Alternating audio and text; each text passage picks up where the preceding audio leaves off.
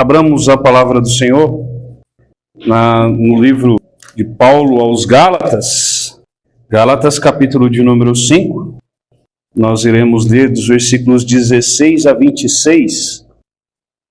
A mensagem do Senhor para nós nesta noite está contida nestes versículos, dentro daquela proposta que tenho trazido aqui para a igreja durante este mês da Reforma. Nós iremos fazer 506 anos de Reforma Protestante agora na terça-feira, e dentro também de uma série de mensagens, uma igreja reformada sempre reformando, nós iremos tratar sobre este assunto baseado neste texto de Gálatas, capítulo de número 5, de 16 a 26. Assim diz a palavra do Senhor.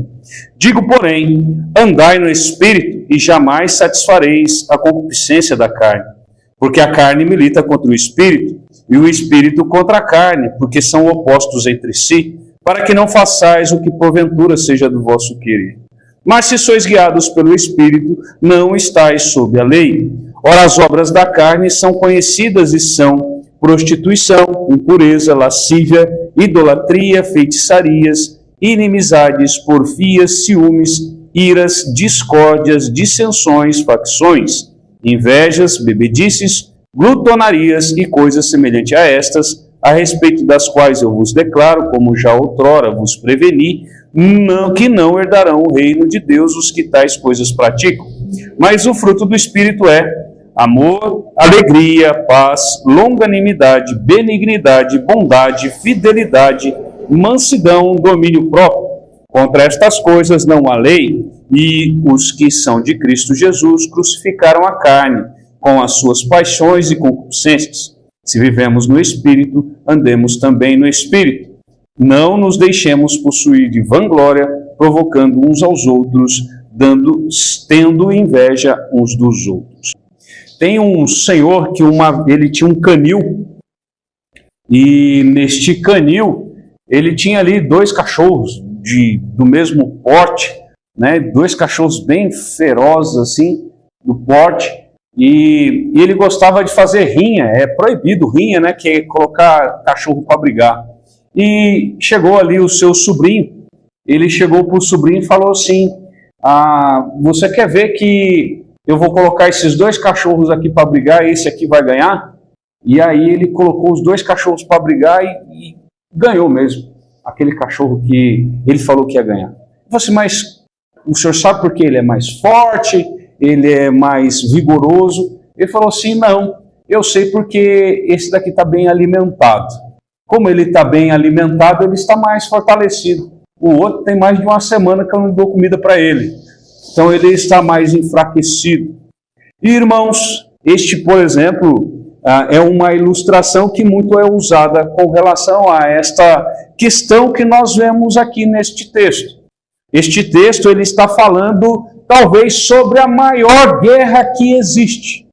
A maior guerra que existe. Talvez você pense que a maior guerra que existe seja aquela que está acontecendo na Ucrânia. Tantos mortos. Talvez aí já passe até mesmo dos 200 mil mortos e talvez mais do que o dobro ou o triplo disso aí de feridos, né? Tantos civis mortos. Talvez você pense que a maior guerra que está acontecendo é lá com Israel e o Hamas, que tem se passado. Irmãos, essas 2 guerras são fichinha dentro daquilo que a Escritura está dizendo, que é a maior guerra travada pelo crente. Essa guerra ela é travada apenas pelo crente. Ela não é travada por nenhum outro além do crente.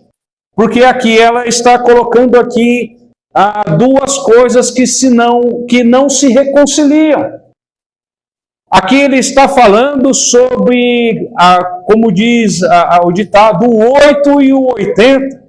Talvez esteja falando aqui sobre a questão do óleo e da água. Os 2 não se misturam de jeito nenhum. Não há como haver convivência entre ambos. E aqui ele está falando sobre a carne e o Espírito. Irmãos, Paulo, ele teve certa dificuldade com a igreja ali de Gálatas. Afinal, a Gálatas é uma igreja que Paulo fundou. E depois que Paulo anuncia o evangelho, aqueles irmãos recebem outros que se diziam apóstolos, outros que se diziam autoridades, e começaram a ensinar o povo que, olha, só crer em Cristo como Salvador da sua vida não é suficiente. Você precisa de algo mais, precisa se circuncidar. Né? Que muitos fariseus ali se converteram e eles iam pregar sobre isso. Ou seja, a heresia estava crescendo dentro da própria igreja, tirando a questão da suficiência de Cristo. A obra de Cristo é totalmente suficiente. Nós precisamos crer nesta obra dele. Nós precisamos crer em Cristo como Senhor e Salvador da nossa vida. E é isso que Paulo está falando. E diante dessa situação, e Paulo puxando, vamos dizer assim, a orelha ali daqueles irmãos de Gálatas, ele começa a falar então sobre a questão da vida cristã. Nós vemos aí o capítulo de número 5, Paulo ele falando a respeito da questão da lei em Cristo. Olha, se eles estavam querendo se circuncidar e ir para a lei, eles tinham que cumprir a lei. E aqui Paulo então ele mostra que a lei na verdade nós já não estamos mais debaixo da lei. Por que nós não estamos mais debaixo da lei? Porque a lei não santifica ninguém. A lei, ela aponta o nosso pecado. Ela simplesmente mostra para nós o quão corrupto nós somos. A função da lei é essa. A função da lei é mostrar que Deus é Deus, Ele é santo. Como diz lá em Levítico, eu sou santo, vós também sereis santos. Ele inclusive repete isso lá em 1 de Pedro, vai repetir a respeito disso. Eu sou santo, vós também, que são meu povo, também sereis santos. E aí mostra a questão da lei. E aí a lei mostra para nós que não temos condição de ser santo. Nós não temos condição de ser santo como Deus é. A lei mostra o quão corrupto nós somos. E aqui então Paulo está falando, ora, vocês estão querendo ir para a lei? A lei era como o próprio Paulo vai dizer em Romanos, é como se fosse um aio, uma muleta, algo que te sustentava ali, mostrava algo. Ué, vocês estão querendo ir para lá? A função da lei era mostrar a graça de Deus, porque pela lei ninguém seria salvo. Ninguém teria condição de ser salvo mediante a lei. E Paulo então mostra a questão de que, olha, vocês estão querendo correr atrás da lei para ser salvo? Estão querendo correr atrás do cumprimento? Estão querendo ter méritos em algo? Vocês não vão ter condição de ter mérito. E aqui então ele começa a tratar sobre essa questão da vida cristã, da grande guerra que há, e inclusive ele vai tratar aqui dos versículos 13 a 15, sobre a questão da liberdade que nós temos em Cristo Jesus. Nós temos essa liberdade em Cristo Jesus. A partir do momento que cremos, nós não estamos sobre o jugo da lei. Nós estamos agora debaixo da graça. A lei, como diz Paulo, ela é maldita? De forma alguma ela é santa. Ela é pura e santa. O problema é que nós não somos. Ela é pura, santa e perfeita. Mas nós não somos. Por isso que a lei, ela se torna algo ruim? De forma alguma. Paulo mesmo diz, a lei é ótima, a lei é boa. Nós que não somos. E aqui então ele vai tratar sobre essa questão de andar no Espírito, e a questão da carne, que é esta grande guerra que nós temos, que nós travamos, mas nós não travamos com o mundo, nós não travamos com Satanás, nós travamos conosco mesmo, nós tratamos com o nosso velho homem, nós tratamos com as inclinações que ainda existem na nossa carne, apesar de que, nascido de novo, agora nós temos nova inclinação, né?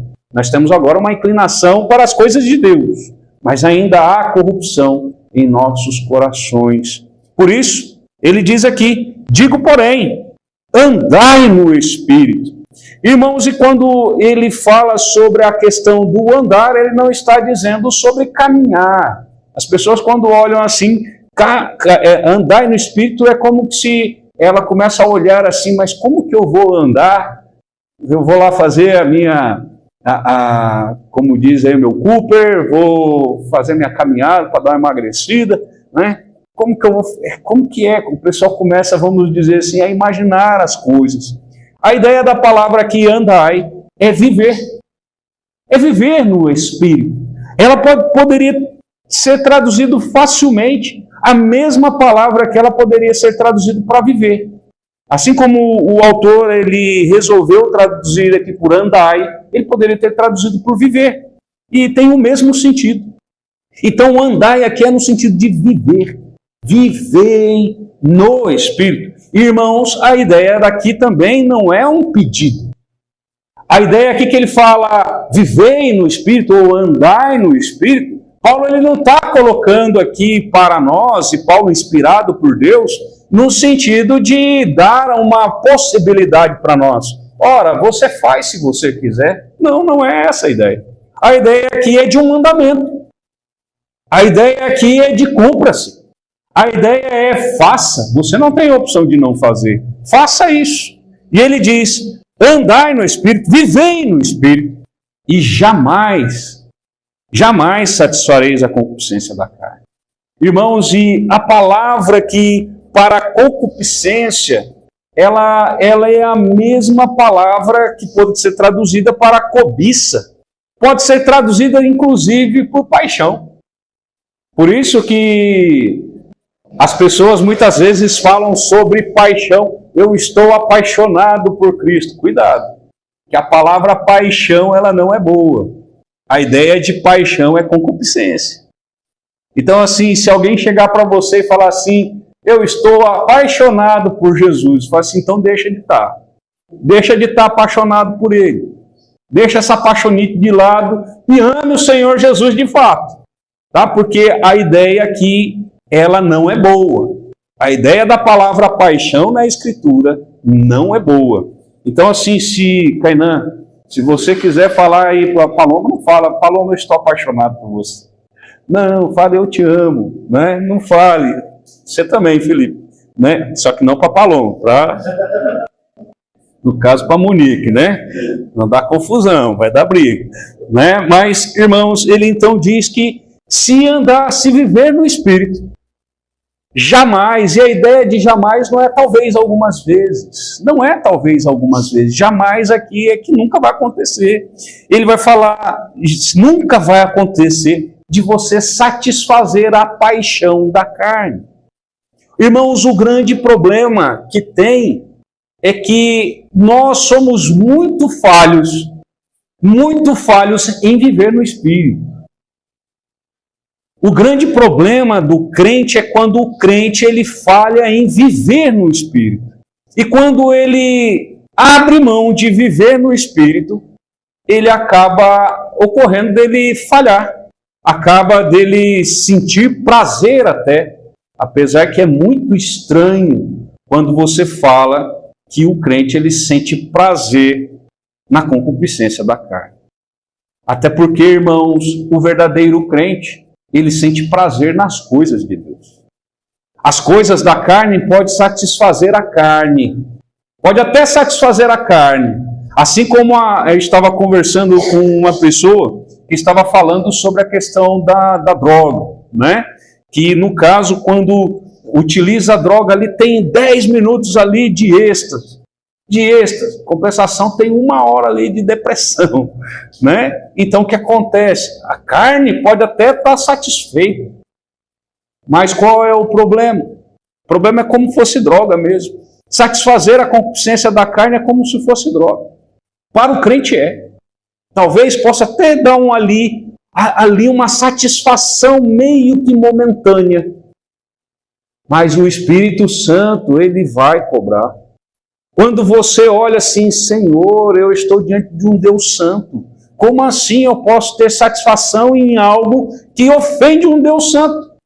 Um Deus santo que deu Cristo Jesus por uma pessoa que não merecia como eu. Então, se assim eu sou tão bendito do Senhor, se assim eu sou tão agraciado pelo Senhor, como assim eu vou ter desejo, ou vou ter vontade, ou vou me agradar em desagradar ao Senhor? Isso é incompatível, irmãos. Isso é incompatível. E esse texto está querendo tratar sobre isso. Se você é um crente verdadeiro, se você é um crente que de fato entregou a sua vida a Cristo Jesus, se você é aquele que nasceu de novo, você não tem condição de se alegrar na carne. Você pode ter ali um prazer bem momentâneo, mas muito momentâneo. Mas é algo que não vai te satisfazer. Aqui o texto ele vai apresentar isso, que a única coisa que pode nos satisfazer é o próprio Espírito.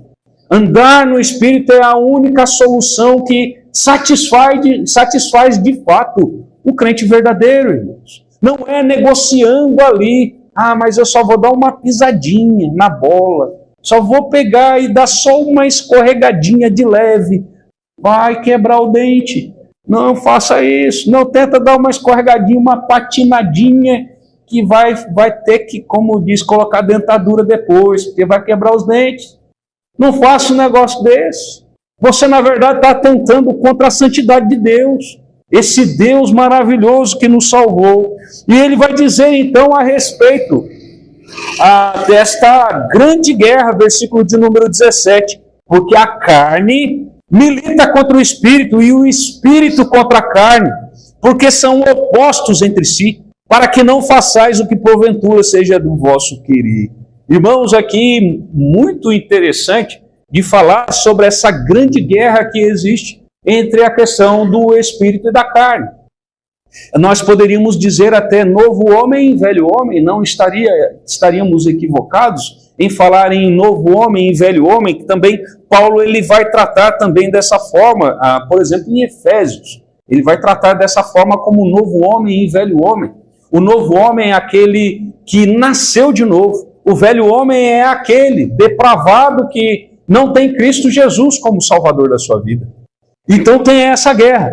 Mas o versículo de número 17, além dele demonstrar a respeito desta guerra, desta oposição total, não existe momento de trégua entre o Espírito e a carne, não existe bandeirinha branca falando lá paz entre nós dois, porque não existe paz entre os dois, é guerra, é um lutando contra o outro, a todo momento, a todo instante. Mas ele vai dizer aqui o final do versículo de número 17, que é algo que tem que falar ao nosso coração. Ele diz, para que não façais o que porventura seja do vosso querer. O nosso querer, irmãos, tem que ser as coisas espirituais. É isso aqui que ele está querendo dizer. Paulo, como ele está falando para crentes, ele está afirmando o seguinte, o vosso querer é fazer as coisas do Espírito. Como vocês são crentes, a ideia de vocês, a motivação de vocês é fazer as coisas do Espírito. Então, se vocês têm a vontade de fazer as coisas do Espírito, se vocês têm a vontade de fazer aquilo que é agradável a Deus, a carne vai te atrapalhar. A carne vai querer te atrapalhar. Ela vai guerrear para fazer com que você não venha a satisfazer o teu Deus. É isso que o versículo de número 17 final ele está dizendo. Para que não façais o que porventura seja do vosso querer. E esse vosso querer aqui, ele não está falando nem do Espírito, nem da carne. Ele está falando dos crentes. Qual é o querer dos crentes? E aqui, irmãos, é uma primeira pergunta que nós devemos refletir. Qual tem sido o seu querer? O seu querer tem sido agradar a Deus? O teu querer tem sido satisfazer a esse Deus maravilhoso que deu Cristo Jesus numa cruz para salvar você do seu vil procedimento?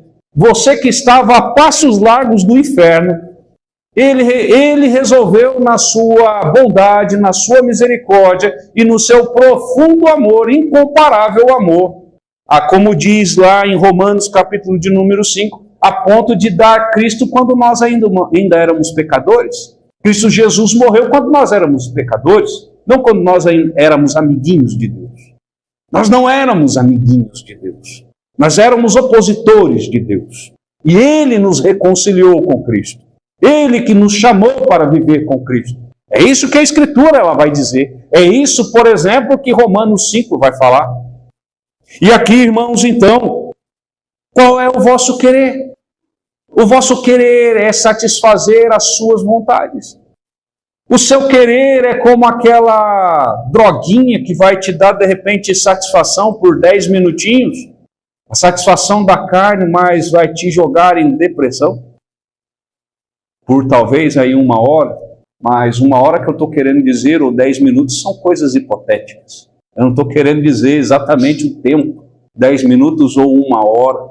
Mas, de repente, dias, anos longe do Senhor, porque resolveu ir lá, dar uma escorregadinha e perder os dentes, num baita de um tombo. Cuidado. Quais são as motivações do seu coração? Se as motivações do seu coração ainda pendem para as coisas da carne, cuidado. Será que de verdade você nasceu de novo? É algo que você tem que pensar. Será que de fato você nasceu de novo? Ou será que você está se esforçando muito ainda para as coisas? Olha, eu sei até o que Deus quer. Eu até sei, eu estou fazendo um esforço. Eu estou movendo o Everest para fazer aquilo que Deus quer. Ô, irmãos, fazer o que Deus quer para nós é natural. Fazer a vontade de Deus, irmãos, para nós para o crente verdadeiro, ele é natural, ele é deleite. É o que diz a João, por exemplo, a respeito dos mandamentos de Deus, não é para nós penosos. Na verdade, o mandamento de Deus para nós é deleite. Deus, por várias vezes ali, através dos seus profetas, inclusive, ele estava falando, por exemplo, sobre o sábado. Olha, vocês estão falando de sábado vil, oh, que pesadelo é esse sábado. Na verdade, ele fala lá, vocês precisam chamar de deleitoso o meu sábado. Ô irmãos, as coisas de Deus para nós é satisfação. As coisas espirituais são satisfação para nós. Se não está sendo, algo está errado. Converse com Deus direitinho. Ô Deus, o que está acontecendo com a minha vida? Que eu não estou tendo tanto deleite assim nas coisas do Senhor. O que está precisando mudar na minha vida? Será que eu não estou tentando negociar? Será que eu estou tentando aí... A carne e o espírito não tem trégua entre os dois. Mas será que eu não estou querendo ser um pacificador entre os dois? Tentando conciliar os dois? Como que aquele que diz assim, não, mas eu tenho condição... A Deus salva o pecador, eu posso, como diz, me lambuzar, que Deus sempre vai me perdoar. É querer viver na concupiscência da carne. Ande, viva no Espírito, viva no Espírito. Aí as pessoas muitas vezes perguntam, mas como que eu vou viver no Espírito? Você vai viver no Espírito usando, irmãos, os meios de graça que Deus nos concede. E Deus nos concede vários. Um deles, por exemplo, é estarmos em culto, é como um meio de graça. Ouvir a mensagem do Senhor, ler a palavra do Senhor, participar dos sacramentos do Senhor, estar em comunhão com os irmãos, são meios de graça que Deus nos concede. São coisas que Deus nos concede para que nós vivamos no Espírito. Irmãos, sabe quando nós começamos a ver que temos falhado em viver no Espírito? Quando nós lembramos de Deus no domingo. Ou quando nós lembramos de Deus no sábado à noite, fala assim, opa, eu tenho que me preparar e ir para o culto, amanhã cedo, mas assim, segunda, terça, quarta, quinta, sexta, e sábado até ali, finalzinho da tarde, eu nem lembro que Deus existe. Isso não é viver e nem andar no Espírito. Isso daí tem mais a ver com satisfazer as concupiscências da carne. Porque ou você satisfaz a Deus, ou você vive no Espírito, ou você está satisfazendo as concupiscências da carne. Não existe meio termo. Opa, será que eu tenho um purgatório no meio aí? Não existe um purgatório no meio. Não existe um meio termo. Não existe um muro. Não existe um muro que você se coloque. Eu não estou nem na carne nem no espírito. Não existe um muro. Ou você está lá satisfazendo as concupiscências da carne, ou você está vivendo, andando no Espírito. E ele diz assim, aqui o versículo de número 18, mas se sois guiados, olha só, ele está aqui colocando aqui, Paulo está falando de uma forma para que os irmãos eles venham refletir. E quando ele fala mais se, Mas se ele está fazendo com que os irmãos reflitam, será que eu estou incluído? Será que eu estou aqui, ele está falando aqui para mim ou não? Quando ele diz, mas se sois guiados pelo Espírito, não estáis sobre a lei. Por isso que aqui ele está não descartando a lei. Não descartando a lei, mas nós não estamos mais vivendo pela lei. Nós cumprimos a lei de Deus, cumprimos.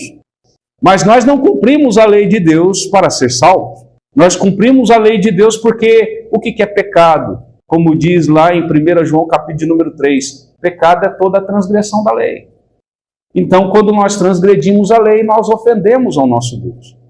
Porque o pecado é a transgressão da lei. Nós cumprimos a lei, mas não para sermos salvos. Nós cumprimos a lei para satisfazer ao Senhor. Porque descumprir a lei é atentar contra a santidade do nosso Deus. Então nós não estamos mais sob o domínio dela. Mas não estar sob o domínio não significa que nós não precisamos cumprir a lei. Nós cumprimos a lei não de forma legalista, não de forma legalista, mas temos deleite. Nós cumprimos a lei porque ela é deleitosa para nós. Porque ela é como um lenitivo para nós. Ela é gostoso. Se a lei de Deus não é gostoso para você, tem algo estranho. Tem algo estranho. A lei de Deus tem que ser gostoso para você. E ele diz aqui então, versículo de número 19 até o 21, ele vai começar a falar a respeito dessas obras, as características da carne. E aqui então ele vai dizer, ora, as obras da carne são conhecidas e são prostituição. Irmãos, a ideia da palavra prostituição aqui, ela é usada no grego porneia. A ideia de prostituição é qualquer tipo de imoralidade sexual. Então, prostituição não tem... as pessoas muitas vezes pensam que tem a ver só com prostíbulo.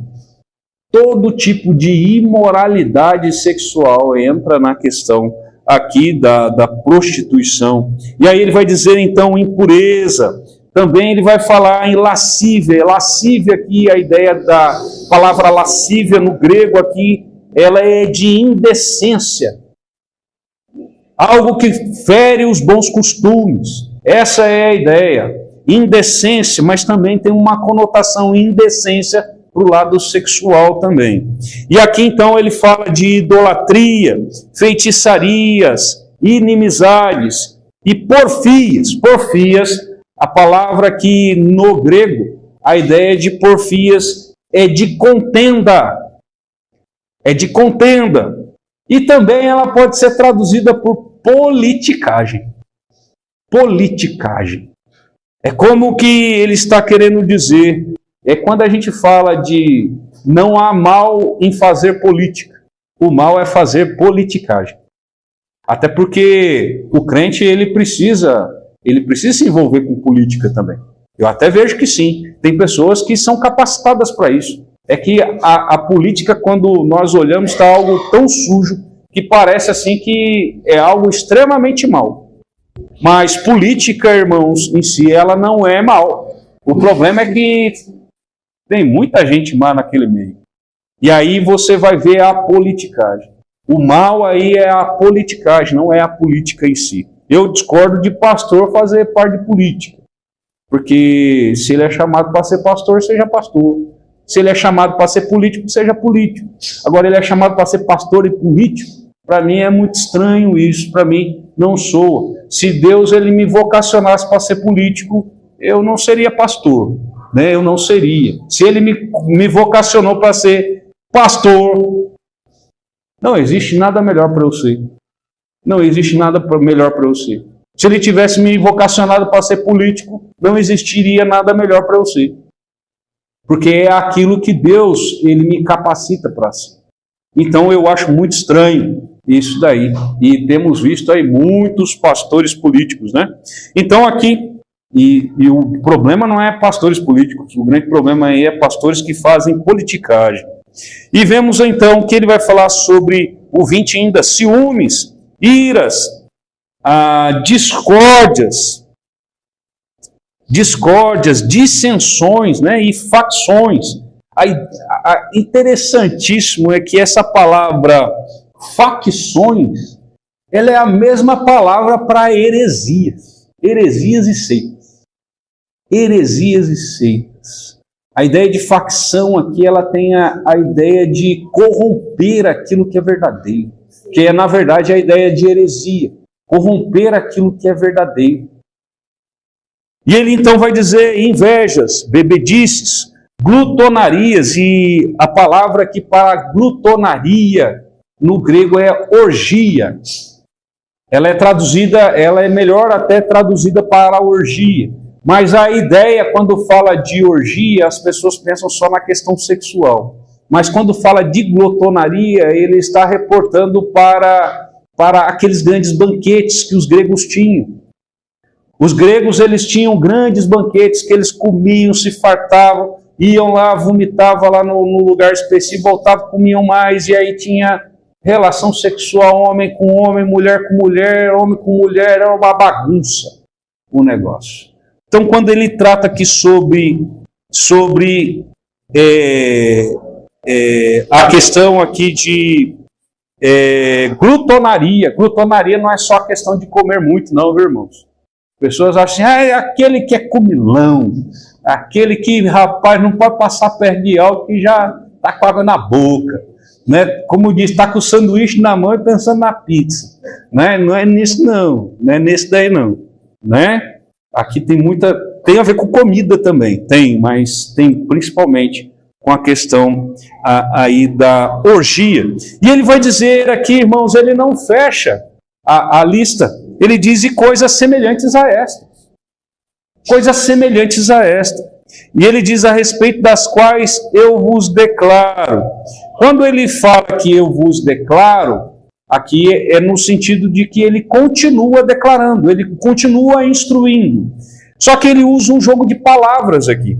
Ele vai dizer aqui, a respeito das quais eu vos declaro, como já outrora vos preveni. A palavra aqui ela pode ser traduzida da mesma forma. Da mesma forma. Tanto declaro quanto prevenir.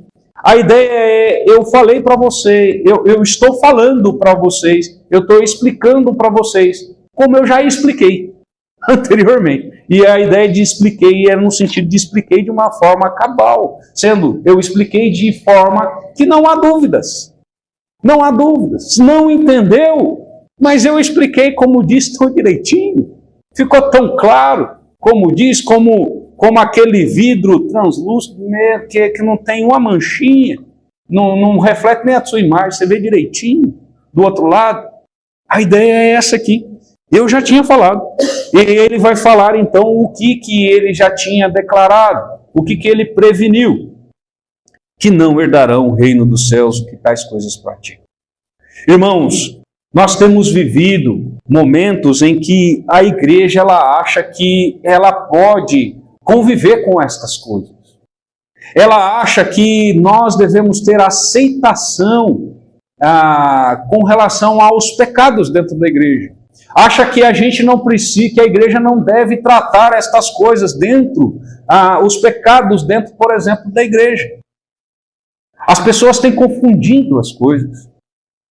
As pessoas quando olham assim, tem uma pessoa que ela é alcoólatra. Não, nós vamos fechar a porta da igreja para o alcoólatra. Não, nós não vamos fechar a porta da igreja para o alcoólatra.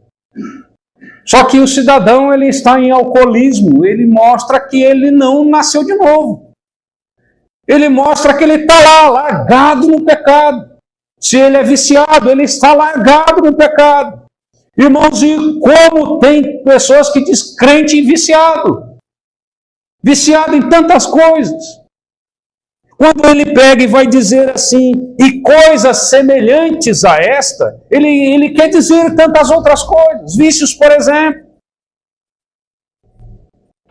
Irmãos, a igreja pode aceitar o que for, mas Deus não aceita. Não adianta bater nas costas e falar, opa, Deus ama você do jeitinho que você é. Todo corrupto do jeito que você é, continuando fazendo besteira do jeito que você está. Você pode falar o que for, Deus não aceita. As pessoas têm hora que tratam o evangelho como que se Deus ele tivesse carente. Como que se Deus estivesse precisando do homem. Ele precisa de mais um para a lista dele, porque eu acho que o caderninho de Deus está muito vazio. Vem para Jesus, você pode até continuar pecando, mas vem para ele. Tem gente que acha que é assim o evangelho. Acha que Deus ele negocia a questão da santidade dele. Que Deus negocia a santidade do povo dele. Deus não negocia a santidade do povo dele. Deus não negocia a santidade dele. Ou você está vivendo no Espírito, ou você está sendo reprovado por Deus, porque você está na concupiscência da carne. Você não tem condição de estar em cima do muro. Irmão, aqui é muito claro, ele dizer, não herdarão o reino dos céus. Parece que quando nós falamos que o céu é um lugar limitado apenas para crentes verdadeiros, parece que nós estamos querendo fechar as portas do céu para as pessoas. Irmãos, nós não temos condição de fechar a porta do céu para ninguém. Não temos condição. Uma vez que Deus quiser salvar, não tem ninguém que vai arrebatar uma ovelha da mão de Cristo Jesus. Ele fala, as minhas ovelhas ninguém arrebata da minha mão. Não é diabo, não é ninguém que vai arrebatar das suas mãos. Ele é o grande valente. E as pessoas ficam, mas não pode fechar a porta do céu para as pessoas. Aquela questão da teologia de que aceita todas as coisas, aceita o pecado. Mas é só um pecadinho. Como diz, é só uma cervejinha no dia de feira, de segunda a sexta-feira. Sábado tem feira também, e domingo também tem feira. Então é todo dia. É todo dia. Aqueles que dizem só bebo socialmente, mas todo dia socialmente. O social é todo dia. E acha que está enganando Deus. Olha, Senhor, como diz, acha que o Senhor é aquele velho caduco que está lá no céu, lá, facinho de enrolar. Eita, esse Deus aí, rapaz, como diz, dá um pirulito para ele que as coisas resolvem. Tem gente que acha que é assim Deus. Tem gente que pensa que Deus é assim. Deus ele é fogo consumidor, como diz a Escritura. Deus, inclusive, ele diz que ele santificaria o nome dele naqueles que se achegassem diante dele. Se santificar, sabe quando que ele diz isso, irmãos? Quando ele mata Nadab e Abiú, que levaram fogo estranho diante dele. Ele diz, eu santificarei o meu nome naqueles que se achegam diante de mim. Está se achegando diante do Senhor, está vindo à igreja, está colocando o nome de crente, está usando camisetinha só Jesus salva, está usando, como diz até um outro lá, tatuou a salsa no braço. Miserável. Mas está achando assim que está arrebentando a boca do balão. Ele diz que ele vai santificar o nome naqueles que se achegam a ele. Deus não é um Deus de brincadeira. Muitos têm feito um Deus de brincadeira. Deus ele não tolera estas coisas. Por isso, irmãos, andemos no Espírito. E aqui ele mostra como que nós podemos concluir que estamos andando no Espírito, estamos vivendo. Ele diz, mas o fruto do Espírito é amor, alegria, paz, longanimidade, benignidade, bondade, fidelidade, mansidão, domínio próprio. Contra estas coisas não há lei. A lei não é contrária a essas coisas. A lei, na verdade, afirma estas coisas. Se o fim da lei é o amor, por exemplo, ele já abre logo com o amor. A lei não é contrária a essas coisas, a lei só afirma isso. Então, irmãos, quando você olha para a sua vida, você vê mais obras da carne ou mais fruto do Espírito? Se você começa a olhar para a sua vida e começa a enxergar mais obra da carne, você está precisando de reforma. Se a igreja ela é caracterizada mais pelos seus membros andando na carne, agindo de forma carnal, com facção, com tantas outras coisas aqui que ele já citou, que seriam obras da carne, a igreja está precisando de reforma. Você precisa de reforma? Se você precisa de reforma, não perca tempo em correr atrás disso. Não perca tempo. Você pode até não ter entendido ainda o Evangelho, mas que Deus tenha misericórdia e faça-o compreender. Talvez você nasceu de novo, mas ainda não tem experiência. Talvez você nasceu de novo, mas ainda tem muita coisa que está militando contra você e você acaba cedendo. Uma coisa é ceder, outra coisa é viver. Uma coisa é errar o alvo, outra coisa é não ter alvo. Nós temos o alvo, que é fazer a vontade de Deus. Tenha esse alvo na tua vida. Se você não tem, algo errado está acontecendo. Será que não falta você ter, de fato, um encontro com Jesus Cristo? O encontro, não falta você nascer de novo? Não é intelectualidade. As pessoas acham que nascer de novo é eu saber da Bíblia. Tem muita gente que leu a Bíblia inteira e vai para o inferno. Tem muito pastor que prega e vai para o inferno. Tem muita gente que ocupa a púlpito e vai para o inferno. Precisa nascer de novo. Precisa nascer de novo. Precisa ter as características daquele que vive no Espírito. Olhe para a tua vida, irmão. Olhe para a tua vida, analise a tua vida. Você está vivendo no Espírito. Você está buscando as coisas de Deus. Tem sido um deleite as coisas de Deus? Ou tem sido um sacrifício as coisas de Deus? O peso que é fazer as coisas de Deus. Vir à igreja. Que coisa difícil que é vir à igreja. Pense bem, reflita na sua vida. E ele diz então aqui o versículo de número 24, 25 e 26. E os que são de Cristo crucificaram a carne.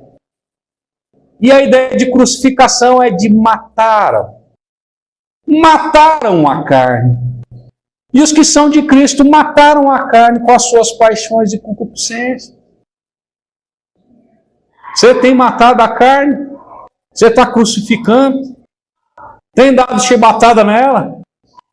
Ou é ela que está dando chibatada em você? Está matando ela. Que seja essa uma verdade na sua vida. E ele diz, se vivemos no Espírito, e aqui ele usa a palavra então viver, né? Se vivemos no Espírito, andemos também no Espírito.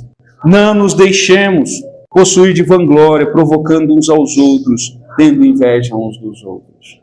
Mostrando aqui principalmente, se você realmente vive em Cristo, não fica invejando, não fica provocando a ira.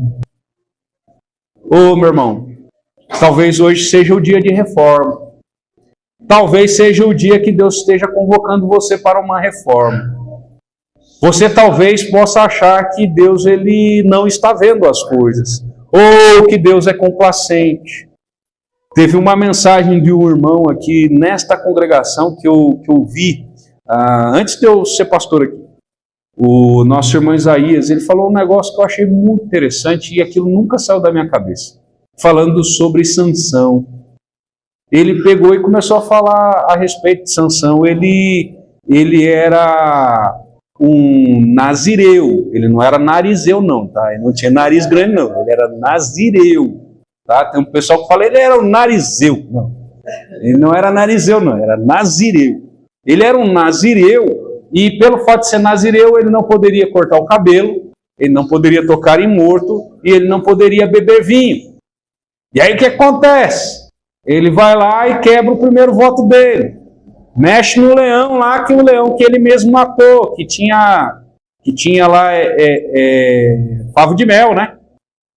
Ele quebra o primeiro mandamento dele. O que acontece com ele? Nada. Ele vai lá no casamento, como diz o pessoal, enche o caneco, toma vinho até não querer mais. Com exceção de ficar bêbado, não aconteceu nada com ele. Não aconteceu nada com ele. Até o dia que corta o cabelo dele. Irmãos, tem hora que nós agimos como criança. O David, talvez por várias vezes na casa dele lá, ele fica testando lá o Flávio e a Débora até onde ele pode ir, né? Como diz, faz uma gracinha aqui, o pai dá risada, opa, então posso fazer, né? E filho, muitas vezes testa os pais desse jeito. Vai esticando a cordinha para ver até onde a cordinha vai. Vai tentando até para ver até onde a cordinha vai. Não faça isso com Deus.